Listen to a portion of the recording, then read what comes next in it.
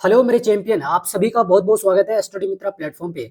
Student, अभी इस video में मैं आप सभी को बूलियन अलजेब्रा वाले चैप्टर से एक बहुत ही इंपॉर्टेंट टॉपिक के बारे में सारी चीजें सिखाने वाला हूं, जिसका नाम है केमैप।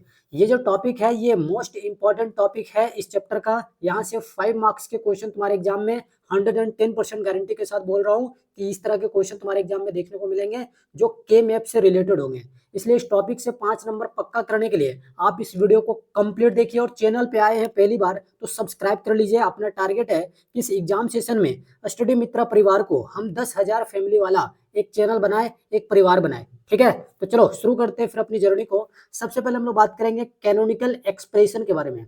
तो ये कैनोनिकल एक्सप्रेशन क्या होती है इसे समझो। कहता है a canonical expression is a standard form of Boolean expression in which each term contain all variables, यानी ए बी सी डी ऐसे जो आएंगे सो है ना, एग्जैक्टली वंस, इधर इन नॉर्मल और कंप्लीट फॉर्म। कह रहा है कि जो कैनोनिकल एक्सप्रेशन है एक स्टैंडर्ड फॉर्म है किसका, बूलियन एक्सप्रेशन का, जहां पर हर एक टर्म जो होंगे वो सारे के सारे वेरिएबल को कंटेन करेंगे, और वो जो सारे वेरिएबल होंगे वो कम से कम एक बार वहां पे लिखे जाएंगे। और वो जो लिखी जाएगी वो नॉर्मल फॉर्म में भी हो सकती है या कॉम्प्लीमेंट फॉर्म में हो सकती है। कॉम्प्लीमेंट का मतलब बार, कोई वेरिएबल होती है ना जिस तरीके से बार लगी होती है, इसी के यहाँ पे बात करी गई है, जिसको हम लोग यहाँ कह रहे हैं कॉम्प्लीमेंट फॉर्म। समझ में आई बातें?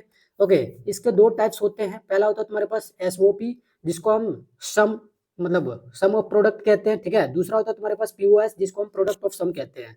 दोनों के बारे में जल्दी से कुछ बातें समझ लो। जैसे तुम्हारे पास ये जो एसओपी होगी, इसमें कोई भी वेरिएबल अगर तुम्हें देखने को मिले जिसपे बार लगी है तो उसका वैल्यू हमेशा 0 होगा। ठीक, और कोई ऐसा वेरिएबल मिले जिसमें बार नहीं लगी है तो उसकी वैल्यू हमेशा 1 होगी। ठीक है, इसमें एंड ऑपरेटर काम करता है, और एंड ऑपरेटर में हमेशा हम डॉट का सिंबल यूज करते हैं, मतलब यहाँ पे मल्टीप्लीकेशन की काम होती है, इस चीज को ध्यान रखना। ठीक है, दूसरा है तुम्हारे पास प्रोडक्ट ऑफ सम, इसमें हमेशा मैक्स टर्म के ऊपर काम होगा। ठीक है, और इसमें कोई वेरिएबल अगर तुम्हें दिखे जिसके ऊपर बार लगा है तो उसका वैल्यू 1 होगी, और जिसपे बार नहीं लगी है उसकी वैल्यू 0 होगी। जस्ट उल्टा है किसका, एसओपी का। ठीक है जी, इसमें और ऑपरेटर काम करता है, मतलब यहाँ वेरिएबल के बीच में प्लस के सिंबल तुम्हें देखने को मिलते हैं। ठीक है जी, ओके। एसओपी के बारे में थोड़ा सा सुन लो कि एसओपी हमेशा मीन टर्म पे काम करेगा, वेल जो तुम्हारे पास पीओएस है ये हमेशा मैक्स टर्म पे काम करेगा। ये जो मीन टर्म और मैक्स टर्म वाली टॉपिक है इसको एक बार पढ़ लेना, यहाँ से तुम्हारे एग्जाम में ऑब्जेक्टिव फॉर्म में कुछ कुछ क्वेश्चन देखने को मिलते हैं। ठीक है, तो चलो आगे बढ़ते हैं। आप देखो तुम्हारे एग्जाम के पर्सपेक्टिव से जो मोस्ट इंपॉर्टेंट केमैप बनाने होते हैं ना, वो होता है 4 वेरिएबल का केमैप बनाना। तो उसको कैसे बनाओगे सुनना ध्यान से। सबसे पहली बात, आप एक चीज ध्यान रखना कि जब भी तुम्हारे पास 4 वेरिएबल की बात हो तो तुम्हारे पास ये फॉर्मूला याद रखना है, जहाँ पे एन जो होगी ये नंबर ऑफ वेरिएबल होगी। क्या होगी? Number of variable. ठीक है, तो नंबर ऑफ वेरिएबल यहाँ 4 हम बात कर रहे हैं, मतलब एन की वैल्यू कितनी होगी 4, 2 की पावर 4 पुट करोगे तो ये आएगा 16। ये जो 16 आया ये तुम्हें दिखा रहा है कि एक टेबल के अंदर इतने सेल होंगे। अगर आप काउंट करोगे तो देखो इस यहाँ पे जो सेल बनाई गई है इस वाले रो में 4 है, इसमें 4 है, इसमें 4 है, इसमें 4 है, 4 इंटू 4 कितनी हो गई 16। तो यहाँ पे जो तुम्हारे पास 16 आया ये बता रहा है कि ये जो टेबल बनाई जाएगी उसमें 16 सेल होंगे। समझ में आई बात है? तो इस तरीके से सेल काउंट करनी है तुम्हें। वैसे तुम्हें दूसरा चीज कुछ नहीं पढ़ना है, 4 वेरिएबल का ही सिर्फ पढ़ के जाओ, बहुत इंपॉर्टेंट है, यही तुम्हारे एग्जाम में आता है। ठीक है जी, ओके। अब देखो तुम्हारे पास जो के मैप होती है वो हमेशा ग्रे कोड के ऊपर काम करता है। ठीक है जी, ओके। लेकिन इस ग्रे कोड को हम एक टेबल में किस तरीके से अरेंज करेंगे, उसकी पोजीशन क्या होगी, इसको मैंने यहाँ पे समझाने की कोशिश किया है। ध्यान से सुनना कैसे लिखा गया है। सबसे पहली बात, ये जो पूरी की पूरी सिनेरियो यहाँ पे लिखी गई है इसमें तुम्हारे पास एसओपी का कॉन्सेप्ट यूज हुआ है, मतलब दो वेरिएबल के बीच यहाँ पे इनटू का सिंबल आई है। ठीक है जी, जहां भी वेरिएबल के ऊपर बार लगी है उसकी वैल्यू 0 है, और जहां वेरिएबल के ऊपर बार नहीं लगी उसकी वैल्यू 1 है। इस चीज को ध्यान रखना। ठीक है, ओके। अब देखो ध्यान से, जब भी हमारे पास 4 वेरिएबल हो तो सबसे पहले हम इस तरीके से यहाँ पे लिखेंगे, फर्स्ट के 2 वेरिएबल को नीचे लिखेंगे और उसके बाद जो 2 वेरिएबल होंगे उसको हम ऊपर लिखेंगे। ठीक है जी, देखो फर्स्ट के जो 2 वेरिएबल होगी उसको हम इस तरीके से लिखेंगे, इस वाले फॉर्म में लिखेंगे इधर, और जो दोबारा जो तुम्हारे पास 2 वेरिएबल बच जाएंगे उसको इस फॉर्म में आगे बढ़ाते हुए चलेंगे। एक चीज देखना, ध्यान से सुनना जो बातें बता रहा हूँ। देखो यहाँ पे मैंने लिखा है ए बी, यहाँ भी लिखा है ए बी, इधर हर जगह ए बी होगा, इधर सी डी होगा हर जगह। ठीक है जी, ओके। यहाँ देखो ए बी जो लिखा हुआ है दोनों के ऊपर बार लगी हुई है ना, फिर यहाँ ए के ऊपर बार है, और फिर यहाँ किसी के ऊपर बार नहीं है, और यहाँ पे बी के ऊपर बार है। ये तुम्हें याद रखना पड़ेगा, रट लेना पड़ेगा। सुनना ध्यान से जो मैं कह रहा हूँ, फिर से सुनो। ये सारी चीजें आपको क्या करना है, रट लेना है, क्योंकि अभी आपके पास टाइम नहीं है कि आप कॉन्सेप्चुअली सारी चीजें पढ़ेंगे। बाकी जो पढ़े हुए हैं जो सिर्फ रिवीजन के पर्पज से देख रहे हैं भाई उनका तो बल्ले बल्ले है ना। चलो, तो ये सारी चीजें क्या करनी है आपको याद रखनी है, ठीक है। अब देखो इसमें जो हमने अरेंज किया है, आप ऐसे अरेंज करना, रो पहले लिखना है फिर कॉलम। तो रो में क्या है ए बार बी बार, तो हमने ए बार बी बार लिखा, और कॉलम में क्या है सी बार डी बार, तो हमने सी ए बार मतलब सी बार डी बार लिख दिया। तो टोटली यहाँ तुम्हारे पास क्या बन गया, ए बार सी मतलब ए बार बी बार सी बार डी बार, ये तुम्हारे पास बन गया, ठीक है। अभी मैंने बताया कि ये एसओपी के केस को यहाँ पे तुम्हें दिखा रहा है ना, यहाँ पे ये जो टेबल बनाई गई है, तो जो भी वेरिएबल होंगे उसमें बार लगी है तो उसकी वैल्यू क्या हो जाएगी 0। यहाँ पे सभी के ऊपर बार लगा है तो सभी की वैल्यू क्या आ गई 0। और ये जो 0 0 आई ये क्या है, सब ग्रे कोड है ना। और ये जो ग्रे कोड है ये बाइनरी नंबर में है, तो इसकी मीन टर्म अगर तुम्हें लिखना हो तो तुम्हें ऐसे किस में चेंज करोगे, डेसिमल नंबर में। तो 0 0 यहाँ 4 बार लिखा है, अगर तुम इसका डेसिमल नंबर निकालोगे तो कितना आएगा 0, तो यहाँ पे हमने लिख दिया 0, राइट। यहाँ पे तुम्हारे पास 0 0 0 1, तो इसका अगर तुम डेसिमल नंबर निकालोगे तो ये होगा 1। और ये जो डेसिमल नंबर लिखे हुए हैं ना ये मीन टर्म के पोजीशन है। तो देखो 0 का पोजीशन क्या है, ये 1 का पोजीशन ये है, 3 का पोजीशन ये है, 2 का पोजीशन ये है, ये पोजीशन तुम्हें याद रखना है, ठीक है जी, ओके। और इसी पोजीशन को पूरा ध्यान में रखते हुए तुम्हें के मैप सॉल्व करना होता है, इसे आप और अच्छे से ध्यान में रख पाओ इसलिए मैंने यहाँ सेपरेटली लिख लिया है। तो 0 का पोजीशन यहाँ पे है, 1 का यहाँ पे, 3 का यहाँ, 2 यहाँ, ये टेबल आपको याद रखना पड़ेगा। सुनो ध्यान से जो मैं कह रहा हूँ, ये टेबल आपको याद रखना पड़ेगा, हर हाल में आपको याद रखना पड़ेगा। अगर आप नहीं याद रखेंगे तो बहुत दिक्कत होगी, आप क्वेश्चन नहीं सोल्व कर पाएंगे। So please try to remember all these value के कहाँ पे पुट करी गई है टेबल के अंदर, ठीक है। तो ये इंपॉर्टेंट है, याद करो, इसको अपने दिमाग में बैठा के रख लो, ठीक है जी, ओके। आओ कुछ क्वेश्चन लेते हैं, उससे पहले थोड़ा सा कर्नौप मैप के बारे में समझ लो कि एक्चुअली जो हम के मैप यूज करने जा रहे हैं ये के मैप होता क्या है ना। तो जो के मैप होता है बेसिकली ये क्या है, एक ग्राफिकल एंड सिंपल जो है क्या है मेथड है, जहां पर हम बूलियन एक्सप्रेशन को क्या करते हैं, सिंप्लीफाई करते हैं, उसे आसान बनाते हैं, उसके एक्सप्रेशन को छोटा करते हैं, है ना। के मैप का यूज करके एक बूलियन एक्सप्रेशन जो बहुत बड़ी दिखेगी उसको हम छोटा करते हैं, छोटे फॉर्म में लाते हैं, ठीक है जी। देखो यहाँ पे यूज लिखा हुआ है, इसका यूज हम किस लिए करते हैं, लिखा हुआ है it reduces the Boolean expression into a minimum form, मतलब बड़े से बड़े तुम्हारे पास जो बूलियन एक्सप्रेशन होगी उसके छोटे फॉर्म में यानी मिनिमाइज करने के लिए इसका यूज हम लोग करेंगे, ठीक है। इसका यूज हम लोग इसलिए भी करते हैं ताकि जो सिंपलर लॉजिक सर्किट होगी उसको डिजाइन कर सके। समझ में आई बात है, ठीक है जी, ओके। वीडियो को लाइक कर दो, अगर चीजें तुम्हें समझ में आ रही है तो वीडियो को प्लीज एक बार लाइक कर दो, जल्दी से लाइक कर दो और शेयर कर दो अपने दोस्तों के पास। आगे बढ़ते हैं। अब देखो तुम्हारे पास कुछ क्वेश्चन दिए हुए हैं। अब ये जो क्वेश्चन तुम्हारे पास दिया हुआ है, एक चीज ध्यान रखना, थोड़ा सा मैं यहाँ पे आना चाहूंगा, है ना, यहाँ पे थोड़ा सा मैं आना चाहूंगा। देखो तुम्हारे पास जो पीओएस होगा ना, ये पीओएस ये हमेशा पाई से डिनोट किया जाएगा, ठीक है जी। और जो तुम्हारे पास एसओपी होगा ये हमेशा सिग्मा से डिनोट किया जाएगा। तो सिग्मा से जब भी डिनोशन होगी तो समझना वहां मीन टर्म की बातें हो रही है, एसओपी की बातें हो रही है, मतलब दो वेरिएबल या 3 4 वेरिएबल जो भी होंगे उसके बीच में ये तुम्हारे पास डॉट ऑपरेटर काम करेगा, मतलब एंड ऑपरेशन वहां पे चलेगी, ठीक है जी। और पीओएस के केस में वहां पे वेरिएबल के बीच में प्लस वाली सिंबल आएगी। समझ में आ रही बात है, मतलब नेक्स्ट टर्म वहां पे काम करेगा, इस चीज को ध्यान रखना, ठीक है, ओके। अब देखो इस क्वेश्चन को देखो ध्यान से। सबसे पहली बात, जो मीन टर्म की पोजीशन एक टेबल के अंदर होती है उसको मैंने यहाँ पे लिख दिया है, ठीक है जी। तो ये पोजीशन तुम्हें याद रखना है। अब तुम्हें क्या करना है, ये तुम्हारे पास दिया हुआ फंक्शन और यहाँ पे फंक्शन दिया हुआ है 4 वेरिएबल के लिए। तो 4 वेरिएबल को सबसे पहले हमने इस तरीके से लिखा, ऐसे, है ना, इस तरीके से हमने पहले यहाँ पे 4 वेरिएबल लिख दिया, ठीक है जी। उसके बाद इस तरीके से हमने अरेंज कर दिया। अब ये चीज़ आसान है, सबसे पहले क्या लिखोगे, यहाँ पे जो लिखी हुई वैल्यू ये लिख लोगे, तो ए बी है उसके ऊपर बार लगा दो। फिर सेकंड में जब तुम लिखोगे तो ए के ऊपर बार लगाना, बी को छोड़ देना, फिर ए और बी किसी के ऊपर बार मत लगाना, और लास्ट में बी के ऊपर बार लग जाएगी, ए खाली रहेगा। उसी तरीके से इधर सी डी है तो सी डी के ऊपर बार लग जाएगा फर्स्ट में, सेकंड में सी के ऊपर बार लगेगा, डी में नहीं लगेगा, थर्ड में किसी के ऊपर बार नहीं लगेगा, और लास्ट में जो तुम्हारे पास आएगी उसमें सी के ऊपर बार नहीं लगेगा, डी के ऊपर बार लगेगा, ठीक है जी, ओके। तो ये चीजें तुम्हें याद रखनी है। जो बच्चे मुझसे पढ़े हुए हैं बैच के अंदर उनको ये चीजें मक्खन की तरह लग रही होगी, ठीक है जी, ओके। अब आगे देखो, यहाँ पर तुम्हारे पास ये जो चीजें दी हुई रहती है ये मीन टर्म दिया हुआ रहता है, और इसको हम फील कैसे करते हैं, देखो मीन टर्म में मतलब यहाँ पे एसओपी काम कर रही है, कैसे पता चला सर, क्योंकि ये सिंबल देखो सिग्मा है ना, तो सिग्मा को ऐसे लिखा जाएगा, मतलब ये मीन टर्म को दिखा रहा है, क्लियर। और सिग्मा के केस में यानी मीन टर्म के केस में जो हमारे पास वेरिएबल होगी उसके बीच में क्या रहेगी, डॉट ऑपरेटर। तो देखो यहाँ लिखा हुआ है ए बी, है ना, यहाँ लिखा हुआ है सी डी, तो इसके बीच में डॉट ऑपरेटर है। समझ में आई बात, मतलब ये एसओपी के कंडीशन को दिखा रहा है। तो आपको पता है कि एसओपी के केस में जो फंक्शन की वैल्यू होती है ये हमेशा क्या होगी, 1। यहाँ पे जो फंक्शन वैल्यू होगी ये फंक्शन वैल्यू क्या होगी, 1 होगी, ध्यान रखना। यहाँ पे फंक्शन वैल्यू 1 होगी। कहने का मतलब क्या है, फंक्शन वैल्यू 1 का मतलब क्या है जी, फंक्शन वैल्यू 1 का मतलब क्या है कि अगर हमें जो जो मिन टर्म दिया हुआ मिले, मतलब फंक्शन के अंदर जो भी हमारे पास मिन टर्म दिया हुआ है, वे सारे मिन टर्म को हम ध्यान में रखेंगे और उसकी पोजीशन कहाँ है उनकी पोजीशन पे हम 1 लिखेंगे। जैसे टेबल में तुम्हें क्या दिया हुआ है, देखो तुम्हारे पास टेबल में क्या क्या दिया हुआ है, तुम्हारे पास टेबल में दिया हुआ है 0, तो 0 का पोजीशन क्या है ये, तो यहाँ लिखेंगे 1। ठीक है, ओके। 2 का पोजीशन कहाँ है, यहाँ, तो यहाँ लिखेंगे 1। क्लियर है, ओके। 5 का पोजीशन कौन सा है, ये, तो यहाँ लिखेंगे 1। मतलब जो भी यहाँ पे फंक्शन के अंदर तुम्हें टर्म मेंशन है उसका पोजीशन टेबल के अंदर जहां पर होता है उस जगह पे हम लिखते हैं 1। ठीक है जी। 7 का पोजीशन कहाँ है, यहाँ, तो यहाँ लिखेंगे 1, राइट।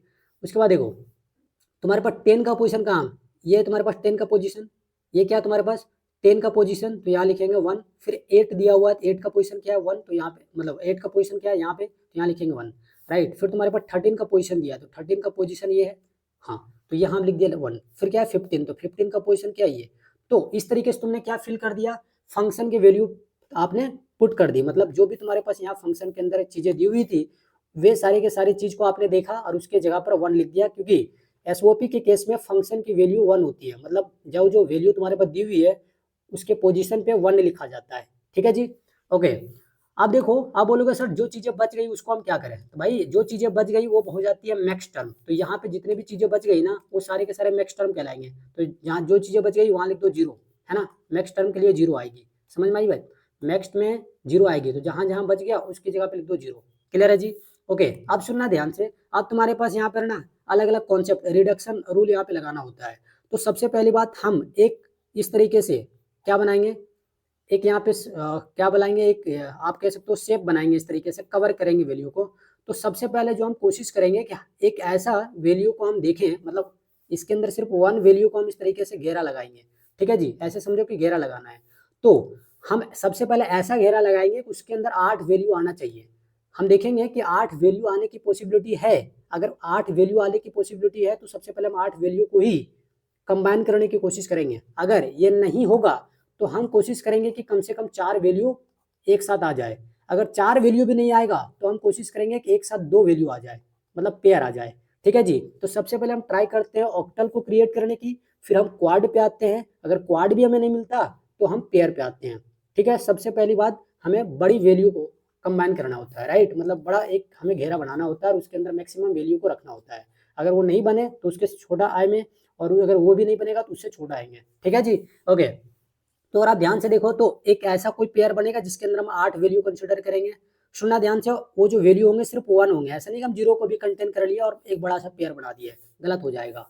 ठीक है, तो हम क्या करेंगे भाई, हम सबसे पहले यहाँ पे करेंगे ऑक्टल को कंबाइन करने की। तो ऑक्टल तो यहाँ बनेगा नहीं, लेकिन इसमें अगर आप ध्यान से देखेंगे तो एक आपके पास यहाँ देखने को मिलेगा कि क्वाड बन रहा है ना। इसका नाम हम दे देते हैं यहाँ पे G1, मतलब एक ग्रुप हमारे पास बन गई जिसका नाम हमने दिया G1।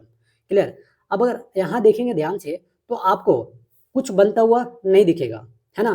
तो एक चीज मैंने आपको पढ़ाया था ओवरलैपिंग, ठीक है जी, और मैप रोलिंग आपको मैंने पढ़ाया था, जहां पर मैंने बोला था कि आप इस तरीके से कंबाइन कर सकते हो, राइट। इस तरीके से आप कंबाइन कर सकते हो। ठीक है, तो देखो ये चारों कोना हमने पकड़ लिया और इस चारों कोना को अगर हम देखें, है ना, ये चारों कोना को अगर हम देखें, है ना, यहाँ पे क्या है 1 है, यहाँ भी 1 है, यहाँ भी 1 है, यहाँ भी 1 है। तो अगर हम इसको ध्यान से देखें तो ये हमारे पास क्या बन जाएगा, ऑक्टल बन जाएगा, सॉरी क्वाड बन जाएगा। तो एक क्वाड हमारे पास ये हो गई और दूसरा क्वाड इन चारों कोना से मिल करके बना है। क्लियर है जी, तो हम उसको मान लेते हैं G2। ठीक है जी, जो कोना से बना है उसको हम G2 मान लेते हैं। क्लियर है जी, उसको क्या मान लेते हैं, G2। ठीक है, तो अब हम इसको कैसे लिखेंगे, देखो इसको अगर लिखना हो तो हम कैसे लिखेंगे। सबसे पहली बात यहाँ पे देखो, ये जो तुम्हारे पास ये वाला जो पूरा फिगर बन रहा है, इस वाले फिगर में अगर आप ध्यान से देखेंगे तो उसमें कौन कौन से रो आ रहे हैं। पहली बात ये दोनों रो आ रहा है, हाँ सर ये दोनों रो आ रहा है। इसमें कॉलम कौन सी आ रही है, ये दोनों कॉलम्स आ रही है। ठीक है जी, ओके। यहाँ पे देखो जो 2 रो आ रही है उसमें से ये जो एक्सप्रेशन लिखी हुई है इसमें से कॉमन क्या है। तो अगर आप ध्यान से देखेंगे तो यहाँ कॉमन क्या निकल रही है, यहाँ निकल रही है बी कॉमन है ना भाई, दोनों में बी है तो यहाँ आ गया बी कॉमन। तो कॉमन जो होती है उसको हम लिख देते हैं, है ना। तो यहाँ तुम्हारे पास बी आ गया कॉमन। ठीक है, इसमें देखो कॉमन क्या है, तो यहाँ अगर आप ध्यान से देखेंगे तो यहाँ तुम्हारे पास सी और सी बार है, लेकिन ये कॉमन नहीं है। तो यहाँ डी दोनों में है तो डी यहाँ क्या हो गई, कॉमन हो गई। ठीक है जी, तो हम इसको कैसे लिखेंगे, यहाँ ऐसे लिखेंगे सी डी, ये हमने लिख दिया। तो G1 के लिए हमारे पास कौन सी एक्सप्रेशन आ गई, यहाँ पे तुम्हारे पास देखने को आ गई, ये तुम्हारे पास आ गया सी डी, ये चीजें तुम्हारे पास देखने को मिली। ठीक है जी, ओके। अब अगर मैं आगे बात करूं, अगर मैं आगे बात करूं, है ना, अगर मैं आगे बात करूं तो आप एक चीज देखेंगे, है ना, आप एक चीज देखेंगे। अच्छा यहाँ पे बी है ना, हमने यहाँ सी लिख दिया गलती से, सॉरी, यहाँ पे बी आएगी, यहाँ पे देखो यहाँ बी आएगी, ठीक है, मैंने गलती से सी लिख दिया, तो ये तुम्हारे पास बी डी आ गई, यहाँ से बी आ गया और यहाँ से डी आ गया, ठीक है, तो ये तुम्हारे पास क्या आई, बी डी आई। क्लियर है जी, ओके, थोड़ी सी मिस्टेक हमसे हो गई, सॉरी इसके लिए। चलो, तो यहाँ पे बी डी आ गई तुम्हारे पास, ठीक है। अब ये जो तुम्हारे पास G2 बनी थी, मतलब चारों कोनों का मिला करके, इसमें कौन कौन सी चीजें कॉमन आएगी उसको देखो ध्यान से। यहाँ पे अगर आप देखेंगे इन दोनों रो में, ये दोनों रो आ रही है ना भाई, इन दोनों रो में अगर तुम देखो ध्यान से, तो क्या आ रही है कॉमन, ये आ रही है बी बार, ठीक है जी। और ये जो बी बार होगी वो इसमें भी कॉमन आएगी, मतलब ए बार बी बार इसमें भी है और इसमें भी है, ठीक है। और यहाँ देखो ए बी बार और यहाँ ए बी बार दोनों में सेम है। क्लियर है जी, तो ये तो तुम्हारे पास ये निकल के आ गई, ठीक। अब कॉलम अगर तुम देखोगे तो ये वाला कॉलम और ये वाला कॉलम आ रहा है सभी वैल्यू में, तो इन दोनों कॉलम में कॉमन क्या है, तो देखोगे डी बार है ना, क्या है कॉमन, तो कॉमन है तुम्हारे पास डी बार। क्लियर है, तो ये दोनों को साथ में लिखेंगे, तो यहाँ तुम्हारे पास क्या आ जाएगी, B bar D bar. Clear है जी, ओके। अब तुम्हारे पास क्या करना है, फंक्शन लिखने के लिए जो ग्रुप 1 की जो भी एक्सप्रेशन आई वो, है ना, और जो ग्रुप 2 की जो एक्सप्रेशन आई वो ऑफ एफ के इक्वल में लिखोगे। तो सबसे पहले यहाँ लिखी जाएगी बी डी प्लस, है ना, हम एसओपी की बात कर रहे हैं, मतलब सम ऑफ प्रोडक्ट, तो ये दोनों प्रोडक्ट हो गई, है ना, और एक तुम्हारे पास ये वाला प्रोडक्ट हो गया, दोनों को सम करना है, तो ये तुम्हारे पास क्या हो जाएगी, B D plus B bar D bar, तो ये तुम्हारे पास क्या हो जाएगी, आंसर हो जाएगी, ये तुम्हारे पास क्या हो जाएगी, आंसर हो जाएगी। इसको मैं सही से लिख देता हूँ, है ना। एफ इज इक्वल टू क्या आ गया तुम्हारे पास, बताओ, एफ इज इक्वल टू तुम्हारे पास क्या आ गया भाई, एफ इज इक्वल टू तुम्हारे पास आ गया B D plus B bar D bar, ये तुम्हारे पास क्या हो जाएगा, ये तुम्हारे पास हो जाएगा आंसर। तो इस तरीके से तुम्हें एक के मैप को सॉल्व करना होता है। समझ आई बातें, कुछ और क्वेश्चन करते हैं, आपको थोड़ी सी चीजें आसान लगेगी।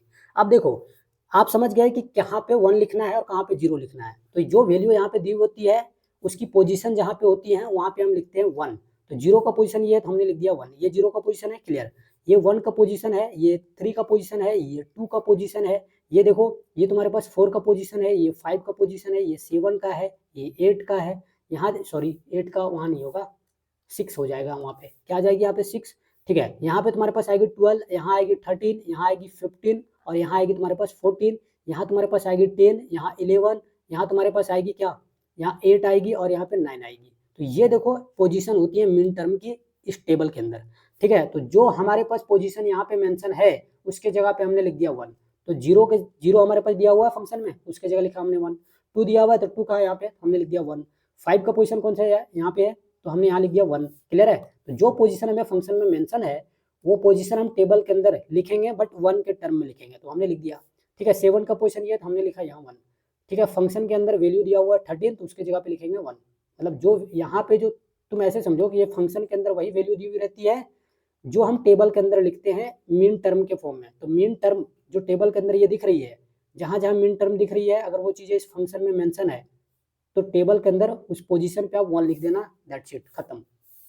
तो इस तरीके से सारे के सारे चीजें लिखी हुई है। 15 भी तुम्हारे पास फंक्शन में दिया हुआ है, 15 के पोजीशन पे हम क्या लिख दिए, 1 लिख दिए, ठीक है।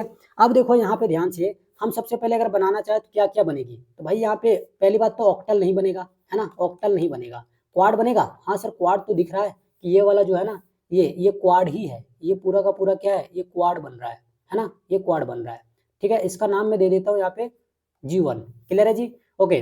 और एक चीज और अगर आप ध्यान से देखेंगे तो आपको यहाँ पे देखने को मिलेगा, ठीक है, कि ये वाला जो हमारे पास चीजें दिख रही है, अगर मैं इसको ऐसे कर दूं और अगर मैं इसको ऐसे कर दूं तो दोनों को अगर हम इस तरीके से मिलाएं, है ना, यहाँ पे 1 है यहाँ पे 1 है, तो ये हमारे पास एक पेयर बन जा रहा है ना।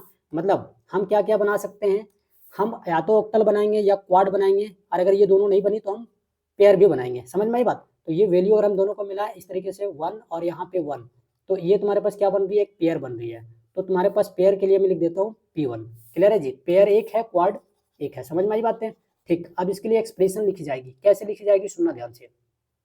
देखो अगर हम P1 की बात करें तो भाई देखो ए बार बी बार इस वाले 1 में भी आ रहा है, इस वाले 1 में भी आ रहा है, ठीक है जी। कॉलम देखोगे तो ये वाला कॉलम और ये वाला कॉलम की बात हो रहा है, तो दोनों कॉलम में सेम क्या है ना। पहले ये रो देख लो, तो दोनों रो में क्या है, सेम। ये तुम्हारे पास ए बार बी बार सेम है, क्लियर है जी। तो ए बार बी बार सेम है, ठीक है। कॉलम में, दोनों कॉलम में क्या सेम है, तो भाई दोनों कॉलम में कॉमन क्या है, डी बार, तो यहाँ आ जाएगी डी बार, क्या है, क्या आ जाएगी, डी बार। तो यहाँ पे तुम्हारे पास डी बार देखने को मिली, है ना, क्या देखने को मिली, डी बार देखने को मिली। समझ में आ रही बातें जो मैं कह रहा हूँ, बोलो, समझ में आ रही है बातें जो मैं कह रहा हूँ। यहाँ पे तुम्हारे पास क्या देखने को मिली, डी बार देखने को मिली, ए बार, बी बार, डी बार, ऐसे, ठीक है जी। ये किसके लिए आया, ये इसके लिए आया, ठीक है। अब देखो हम क्वाड की बात कर रहे हैं, है ना, क्वाड को हम लिख देता हूँ यहाँ पे Q1, क्योंकि एक क्वाड है, मैं इसको शॉर्ट में यहाँ पे लिख देता हूँ Q1। क्लियर है जी। तो इस क्वाड के लिए क्या आंसर लिखी जाएगी, तो अगर आप ध्यान से देखेंगे तो इस क्वाड में, है ना, इस क्वाड में अगर आप ध्यान से देखेंगे तो कौन कौन से रो आ रहे हैं, ये दोनों रो आ रहे हैं, है ना। इन दोनों में कॉमन क्या है, तो आप देखोगे बी कॉमन है ना। यहाँ पे ए बार, ए है, यहाँ ए बार है, मतलब यहाँ ए बार है और यहाँ ए है, और तो ये कॉमन हुआ नहीं, यहाँ पे बी है और यहाँ पे बी है, मतलब कॉमन क्या निकल के आ गया, बी। तो हमने यहाँ पे लिख लिया बी। क्लियर है, यहाँ हमने क्या लिखा, बी, ठीक है, ओके। अब इस क्वाड के अंदर कॉलम कौन कौन से आ रहे हैं, तो आप देखेंगे ध्यान से, तो ये दोनों कॉलम यहाँ पे देखने को मिल रहा है। अब इन दोनों कॉलम में कॉमन क्या है, तो यहाँ है डी है कॉमन, क्या है, कॉमन डी, ठीक है जी, कॉमन क्या है, डी। तो यहाँ पे अगर इसके लिए हमें लिखा जाएगा तो क्या लिखा जाएगा, बी और डी साथ में इंटू करके, ये दोनों चीजें, तो बी इंटू डी आ गया। तो क्वाड के लिए हमारे पास एक्सप्रेशन ये आई, पेयर के लिए ये आई, तो हम दोनों को क्या करेंगे, अब साथ में लिखेंगे। तो फंक्शन जो हमारे पास होगी, इसके इक्वल में कौन सी वैल्यू आएगी हमारे पास, ये आएगी बी डी प्लस ये आएगी तुम्हारे पास ए बार, बी बार, डी बार, खत्म। ये तुम्हारे पास हो जाएगा आंसर, सॉरी, ये तुम्हारे पास क्या हो जाएगी, ये तुम्हारे पास हो जाएगी यहाँ पे आंसर, ये तुम्हारे पास हो जाएगी आंसर। क्लियर है जी, ये तुम्हारे पास आंसर हो जाएगी। बोलो किसी को कोई दिक्कत है समझने में, किसी को कोई दिक्कत है समझने में तो बताओ मुझे, कमेंट करके बताना। अगर मजा आ रहा है तो वीडियो को लाइक कर देना, बाकी दोस्तों के पास शेयर कर देना, बहुत इंपॉर्टेंट है। यहाँ से तुम्हारे एग्जाम में 5 मार्क्स के क्वेश्चन जरूर पूछे जाएंगे, मैं बार बार कह रहा हूँ, हर साल पूछे जाते हैं, बहुत इंपॉर्टेंट टॉपिक है, ठीक है। इधर आओ, आगे बढ़ते हैं। यहाँ देखो एक क्वेश्चन तुम्हारे पास थोड़ा सा स्टैंडर्ड लेवल का है, इसको सुनना ध्यान से जो मैं बोल रहा हूँ, ये थोड़ा सा अंडर मतलब कह सकते हो स्टैंडर्ड लेवल का है, ठीक है। कैसे सॉल्व करना है, देखो सबसे पहली बात, हमारे पास ये जो वैल्यू दी हुई है इसको हम पुट कर लेंगे, तो जो भी मिन टर्म दिए हुए हैं उसके पोजीशन कहाँ कहाँ है उसको हम पुट कर लेंगे। तो 0 का पोजीशन ये है, तो यहाँ सबसे पहले 1 पुट कर लेते हैं। 1 का पोजीशन कौन सा होता है, ये, तो यहाँ पुट कर लेंगे 1, ठीक है जी, ओके। 5 का पोजीशन कौन सा है, ये, तो यहाँ लिखेंगे 1, ठीक है। 6 का पोजीशन कौन सा है, तो भाई 6 का पोजीशन ये होता है, तो हमने यहाँ लिख दिया 1। समझ में आ रही बातें, ठीक है जी। 12 का पोजीशन कौन सा होता है, ये होता है 12 का पोजीशन, ठीक है, ओके। 13 का पोजीशन कौन सा होता है, ये होता है, ठीक। 14 का पोजीशन ये होता है, तो हमने यहाँ पे लिख दिया ऐसे। क्लियर है जी, ओके। आप देखोगे कि आगे हमारे पास कोई भी वैल्यू नहीं है, तो आप अगर ध्यान से देखेंगे तो मैंने आपको पीछे सारी चीजें क्या बताया कि सबसे पहले हम ऑक्टल बनाने की कोशिश करेंगे, अगर ये नहीं बनेगा तो हम क्वाड बनाने की कोशिश करेंगे, है ना। अगर ये भी नहीं बनेगा तब हम पेयर पे ट्राई करेंगे। क्लियर है जी। तो अगर आप ध्यान से देखेंगे तो हम अगर यहाँ इस वाले वैल्यू को इस तरीके से कंसिडर करें तो क्या यहाँ एक ऑक्टल बन रहा है, तो आप बोलोगे सर नहीं बन रहा है, क्योंकि यहाँ वैल्यू कुछ है ही नहीं, है ना। मैं बोलूंगा यहाँ पे कोई ऑक्टल बनेगा, ऐसे अगर मैं बनाऊं तो बोलोगे सर नहीं बनेगा, क्योंकि यहाँ भी कोई वैल्यू कॉमन नहीं आ रही है। तो आप क्या करोगे, तो देखो यहाँ पर जो तुम्हारे पास ये वैल्यू दी हुई है डी के साथ, ये जो तुम्हारे पास डी के साथ वैल्यू दी हुई है ना, ये वैल्यू जो तुम्हारे पास डी के साथ दी हुई है इसको तुम यूज कर लो, है ना, इसको तुम क्या कर लो, यूज कर लो। तो अगर हम क्वाड बनाना चाहें तो देखो 2 तुम्हारे पास दिया हुआ 4, तो दोनों में से कौन से पोजीशन पे हम 1 लिखे कि हमारे पास एक क्वाड बन जाएगा, तो 2 हमारे पास पोजीशन क्या है यहाँ पे, अगर हम यहाँ 1 लिखते हैं तो कोई भी हमारे पास क्वाड वगैरह नहीं बनेगा, मतलब ये 2 वैल्यू हम यूज नहीं करेंगे, ठीक है जी, ओके। अगर हम 4 की जगह पे 1 लिखें, क्योंकि 4 यहाँ पे मेंशन है ना, जो पोजीशन यहाँ मेंशन है उसी की जगह पे हम 1 लिख सकते हैं, ठीक है। ये आप कह सकते हो कि ये हेल्प करने के लिए आया है। तो ये हमारे पास क्या बन जाएगा, ये तुम्हारे पास बन जाएगा ऑक्टल, सॉरी क्वाड बन जाएगा। लेकिन सर क्या हम यहाँ 1 लिखेंगे, तो आंसर है नहीं, ये समझने के लिए मैं 1 बता रहा था। उसके जगह पे ये जो डी के साथ जो वैल्यू है वहाँ पे लिखते हैं क्रॉस, ठीक है जी, और इस क्रॉस को आप इस तरीके से कंबाइन कर सकते हो, राइट। तो ये तुम्हारे पास पहला क्वाड बन गया, ठीक है जी, ये तुम्हारे पास क्या बन गया, पहला क्वाड। एक और क्वाड तुम्हारे पास यहाँ बनेगी, क्योंकि ओवरलैपिंग जो होती है ये पॉसिबल होती है के मैप के अंदर, ठीक है। तो ये तुम्हारे पास क्या बन गई, ये तुम्हारे पास बन गई क्वाड 2, ये क्या बन गई, क्वाड 2। तो हमारे पास 2 क्वाड देखने को मिल गया, हम ओवरलैप करा सकते हैं, समझ में आई बातें, ठीक है। और यहाँ अगर हम देखें ध्यान से तो यहाँ पर हम देखें तो पेयर भी बन रहा है, लेकिन हम पेयर नहीं बनाएंगे, क्यों, क्योंकि हम पेयर इसलिए नहीं बनाएंगे क्योंकि अगर हम यहाँ देखें, थोड़ा सा मैं कलर चेंज कर लेता हूँ ताकि हमें दिक्कत ना हो बाद में। तो अगर देखो हम इसको अगर इस तरीके से खोल लें और इधर से अगर हम इस तरीके से इसको खोल लें, है ना, ठीक है, इस तरीके से हमने क्या करा, खोल लिया, तो आप देखेंगे कि ये ऐसे बन गया, ये कैसे बन गया, ऐसे बन गया, ठीक है जी, और इधर से भी ये ऐसे बन गया, ठीक है। तो अगर हम इसको कंबाइन करें तो ये क्या बन जाएगा, एक क्वाड बन जाएगा। तो जब क्वाड बनने की पॉसिबिलिटी हो तो हम उसको बनाएंगे। जिस चीज की बनने की पॉसिबिलिटी होता है पहले उसको बनाएंगे, फिर उससे छोटे वाले चीजों को हम लोग ध्यान देंगे। ठीक है। तो यहाँ पे पेयर बन सकता था लेकिन क्वाड बनने की चांसेस थी तो क्वाड हमने बना दिया। क्लियर है जी। ओके, आगे आओ, आप सबकी एक्सप्रेशन हम लिखते हैं। देखो ये जो हमारे पास ब्लू कलर से मैंने जो चीजें हाईलाइट किया है इसको मैं नाम दे देता हूँ क्वाड 3। तो सबसे पहले हम क्वाड 1 के लिए एक्सप्रेशन लिखेंगे, है ना। क्वाड 1 के लिए एक्सप्रेशन लिखेंगे। तो क्वाड 1 कौन सा हमारे पास, रेड वाला, है ना। तो इसमें देखो तो ये तुम्हारे पास अगर आप ध्यान से देखेंगे तो आपको एक चीज देखने को मिलेगी। क्या देखने को मिलेगी, ये दोनों के दोनों क्या है, रो कॉमन है। तो इन दोनों रो में ये दो रो मतलब इस वाले क्वाड में यूज हो रहे हैं। तो इसमें कॉमन क्या है, तो अगर आप इसमें देखेंगे कॉमन, तो कॉमन यहाँ तुमको देखने को मिलेगा बी। क्या देखने को मिलेगा, कॉमन बी।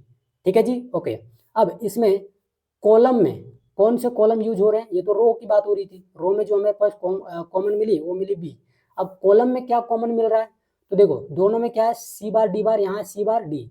तो कॉमन क्या है तुम्हारे पास, सी बार, तो यहाँ लिखा जाएगा सी बार। क्लियर है जी। तो यहाँ तुम्हारे पास Q1 के लिए क्या मिल गया, मतलब क्वाड नंबर 1 के लिए क्या मिल गया तुम्हारे पास, ये मिल गया बी सी बार। क्लियर है जी। ओके, अब आते हैं क्वाड 2 पे, है ना। यहाँ क्वाड 2 की बातें करेंगे। क्वाड 2 में तुम्हारे पास कौन सी वैल्यू कॉमन मिल रही है, हम उसकी जिक्र यहाँ पे करेंगे। जैसे समझो क्वाड 2 में अगर आप देखें तो ये दोनों के दोनों क्या है, रो यूज हुआ है। ठीक है। तो इन दोनों रो में कॉमन क्या दिख रहा है तुम्हें, तो यहाँ तुम्हें देखने को मिलेगा ए बार जो है कॉमन है दोनों में। क्या है कॉमन, ए बार, है ना, ए बार कॉमन है। ठीक है जी।